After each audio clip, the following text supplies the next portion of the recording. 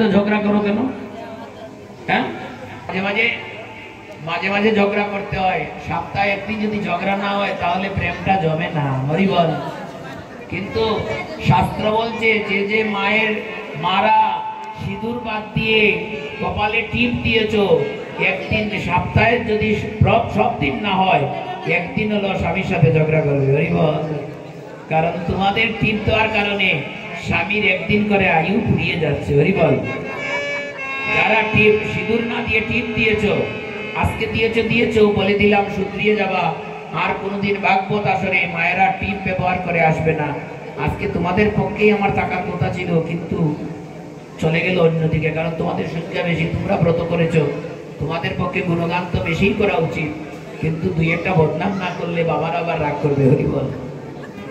হ্যাঁ, এই জন্য টিপ বাদ দিয়ে দিবে মায়েরা, টিপ বাদ দিয়ে সিঁদুর ব্যবহার করে ভাগবত পাঠে আসবে।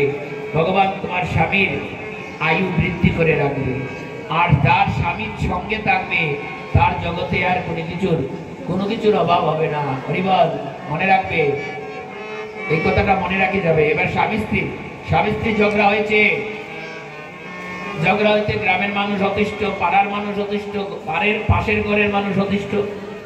তখন একজন, হরিবল, তখন একজন মায়েরা তো খুব পাগল। বাবা, আমার ছেলের মাথায় একটু হাত দাও তো। কি হবে? তোমার ছেলের মাথায় হাত দিলেন। বাবা, আমার ছেলেটার পরীক্ষায় যেন পাশ করে, একটু আশীর্বাদ করো। আশীর্বাদ করলে পাশ করবে, যদি না লেখে। হরিবল। এটা মায়েদের সরল মনের একটা উদাহরণ। মারা পীর ফকির দেখলে, সাধু দেখলেই ছেলে নিয়ে দৌড়ে যায়, মাথায় হাত দাও, মাথায় হাত দাও। আর দেওয়ার সময় 5 টাকা, তো 5 টাকায় মাথায় হাত দাও। সবার মাথায় দিয়ে হাত কটু করে আশীর্বাদ। এই আশীর্বাদ আজকের নয়, ভগবানের পাশে, ভগবানের সাথে একজন বন্ধু থাকতো, ব্রাহ্মণ, নাম ছিল বটু ব্রাহ্মণ। যেখানেই যে ভগবান চাইতেন, তিনি তো বৈশ্যকুলে জন্ম নিয়েছেন, তিনি তো আর আশীর্বাদ দিতে পারছেন না। তাই বটুরে বললেন যে তুমি আমার কাছে যে আশীর্বাদ চাবে, তুমি গিয়ে মাথায় হাত দিয়ে আশীর্বাদ দিয়ে দিবে। হরি বল। সবার মাথায় দিয়ে করে আশীর্বাদ, সবার মাথায় করে হাতে মুঠো করে আশীর্বাদ, সবার মাথায় দিয়ে হাতে মুঠো করে আশীর্বাদ, আরে সবার মাথায় দিয়ে হাতে মুঠো করে আশীর্বাদ, আশীর্বাদ আশীর্বাদ আশীর্বাদ আশীর্বাদ আশীর্বাদ আশীর্বাদ আশীর্বাদ, সবার মাথায় দিয়ে হাতে মুঠো করে আশীর্বাদ, সবার মাথায় দিয়ে হাতে মুঠো করে আশীর্বাদ,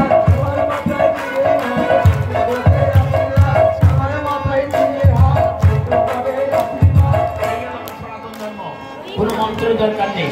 কাউকে প্রণাম করলে মনের অজান্তেই হাতটা মস্তকে চলে যায় কিনা, আশীর্বাদ হয়ে যায়। তো মাটা বললো যে তুমি যাও। হরি বল। সাধু তোমাদের স্বামী স্ত্রী ঝগড়া বন্ধ করে দিতে পারবে। সাধুর কাছে গেলে তো মা চিন্তা করলো, সারাদিন প্রতিদিন ঝগড়ার মানায়, শরীরে তো মানতে হয়, ঝগড়া করতে হলে তো আর শরীরে মানে প্রতিদিন ঝগড়া করতে করতে। কথা শুনে মাটা কি করলো, পরের দিন একজন সাধু বাবার কাছে গেল।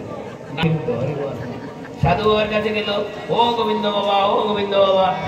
বা সাধু ভাই, বাবা মা তুমি কেন গো? সাধু সম্পর্ক হলো সবাইকে মা বলে ডাকবে। যদি আবার বোন কাকি বাকি মানাই দেয় তাহলে ভিতরে আবার বাস ঢুকে যাবে। হরে কৃষ্ণ। সাবধান, সাধুদের সাথে সম্পর্ক করবে মা, ছেলে, পুত্র, পিতা, এই হলো সাধু সম্পর্ক। সাবধান, কোনদিন সাধুর সাথে দিদি মা, কাকিমা, পিসিমা সম্পর্ক করবে না। তাহলে কাকিমাও মানবে না, পিসিমাও মানবে না, সব একাকার পরিবার। মা শব্দটা হলেই সুন্দর হয়, ডাকতেও ভালো লাগে, আর যারে ডাকবে সেও বড় খুশি হয়। মা ডাকার মতো বড় ডাক সংসারে আর কিছুই হতে পারে না। সাধু বলছে, মা মা কি সমস্যা তোমার? বলছে, বাবা আমি আর আমার স্বামী না সারাদিন প্রতিদিন ঝগড়া করি। সাধু সরল মনে বলছে যে একজনে ঝগড়া না করলেই তো হয়।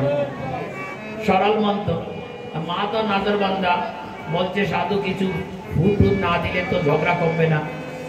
সাধুরে বলছে, না আপনি কিছু দেন, না দিলে ঝগড়া কমবে না। সাধু কি করবে?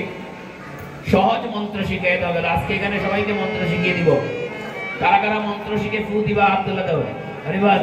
তুমি আচ্ছা আচ্ছা ঠিক আছে। এখন সাধু কি করলো? বুদ্ধিমান যারা এই সমস্ত ফকিরামি করে, সাধুগিরি করে, সাধুর নামের কলঙ্ক, বলবে যাও তিন মাথা অর্থাৎ তিন রাস্তা যেখানে আছে সেই তিন রাস্তার মধ্যে যে পুকুর আছে তার থেকে এক বোতল জল নিয়ে আসবে।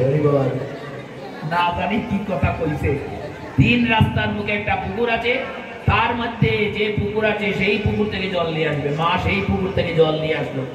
সাধু জলের বোতল হাতে নিয়ে কি করলো? আস্তে আস্তে বোতলটা খুলে নিল। মার সামনে বললো তোমার নাম কি? তিনবার বলো। মা নাম বললো তিনবার। তোমার স্বামীর নাম কি? বলে স্বামীর নাম তো মুখে নেই না, বাসুরের নাম হয় না। আর এখন বাসুরের তুলে গিয়েও বসে থাকে ওদিকে। হ্যাঁ, আর্য ঋষিগণ এই শাস্ত্র আমাদেরকে শিখান নাই, বাসুর মানতে হয়। আর সবাই বাসুর কাকে মানে জানো? কৃষ্ণকে। হরিবল। দেখবে কৃষ্ণ নাম সবাই নিতে চায় না। কৃষ্ণ নাম আমার বাসুরের নাম, তাই নিব না। হরিবল। কৃষ্ণ নাম আমার বাসুরের নাম, তাই নিব না। এবার কি হলো?